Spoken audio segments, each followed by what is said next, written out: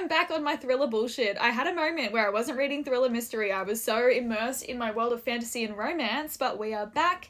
Here is my ginormous list of if you like this, then read this thriller / mystery. First, if you love a thriller that's going to have you guessing and there's just like multiple plot twists one after the other and the whole time you're getting that really sus vibe from every character, it's going to be a flicker in the dark. If you want a more thought-provoking book that's also leaning more towards mystery than thriller, you've got I Died at Fallow Hall. This really did leave a mark on me, considering the size of it as well. It's a little one. If you like Agatha Christie books, you're probably going to like Murder by Candlelight. I unfortunately don't like Agatha Christie's work, so I didn't love this that much, but you probably will. If you're looking for a book that's more like horror vibes and also completely different to anything you're probably reading at the moment, read Their Monstrous Hearts, because that was a wild ride. Another one for the people who love uncovering mystery and don't necessarily want too much thriller in there and want to be on their toes the entire time questioning what the fuck is going on, you're definitely going to like The Stranger at the Table. I really liked this one. This was one of my most recent thriller reads and definitely enjoyed it. If you love a detective thriller, you're gonna love The Dark Hours. I really liked this one, especially because it was sort of like a solved mystery that then kind of had a copycat and we were trying to work out what was going on.